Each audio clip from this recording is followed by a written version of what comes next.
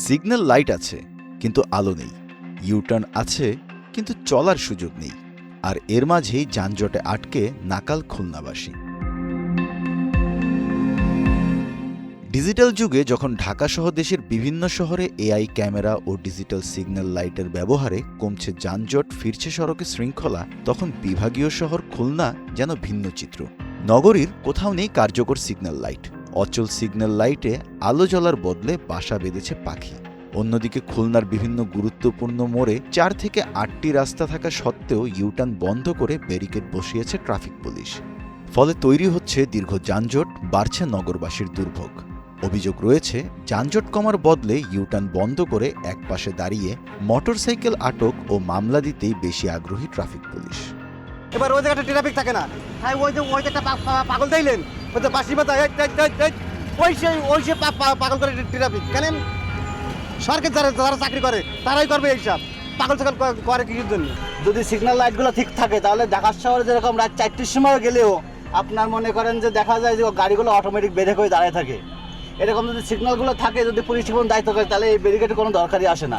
এটা আরও ভোগান্তি বেশি। আরও ট্রাফিক সার্জেনরা আর ওইখানে কোনায় বসে আড্ডা মারে, আর এদিক দিয়ে আটকাই দিয়ে তারা আড্ডা মারতেছে, আর আমরা এদিক দিয়ে ভুগতেছি। শুধু সিগন্যাল লাইট থাকলে ওরা মানতে চায় না, ড্রাইভার বা চালক।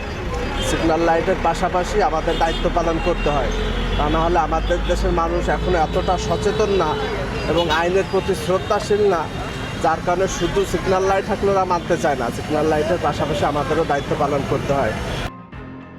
তবে নগরবাসীর এ সকল অভিযোগের বিষয়ে খুলনা উপপুলিশ কমিশনার ট্রাফিকের সাথে কথা বলেছে গ্লোবাল টেলিভিশন।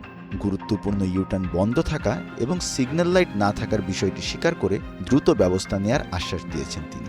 আমরা আমাদের বর্তমান যে কমিশনার স্যার যোগদান করেছেন, নতুন স্যারের কাছে এটা উত্থাপন করেছি যে এলাকার মানুষ, সাংবাদিক ভাইয়েরা ও সচেতন মহল চায় এটা খুলে দিলে এটা মনে হয় আর একটু ভালো ট্রাফিক ব্যবস্থায় একটা আসবে, গাড়িগুলো স্মুথলি রান করতে পারবে। মাননীয় কমিশনার স্যার বলছেন, আমাদের এডিশনাল কমিশনার স্যারের সাথে কথা বলে আমাদের সকলের সামনেই স্যার বলছেন যে আমি এটা সিদ্ধান্ত দিব। দ্রুত খুলনায় ট্রাফিক ব্যবস্থা আধুনিকায়ন করা হবে, চালু হবে সিগন্যাল লাইট, যানজট মুক্ত হবে বিভাগীয় শহর খুলনা। ট্রাফিক পুলিশ তাদের উপর অর্পিত দায়িত্ব যথাযথভাবে পালন করবে, আর খুলে দেয়া হবে গুরুত্বপূর্ণ ইউটার্নগুলো। এমনটাই প্রত্যাশা নগরবাসীর। কারণ যানজট কমাতে শুধু ব্যারিকেড নয়, প্রয়োজন কার্যকর সিগন্যাল ব্যবস্থা, সঠিক ট্রাফিক ব্যবস্থাপনা এবং দায়িত্বশীল ভূমিকা।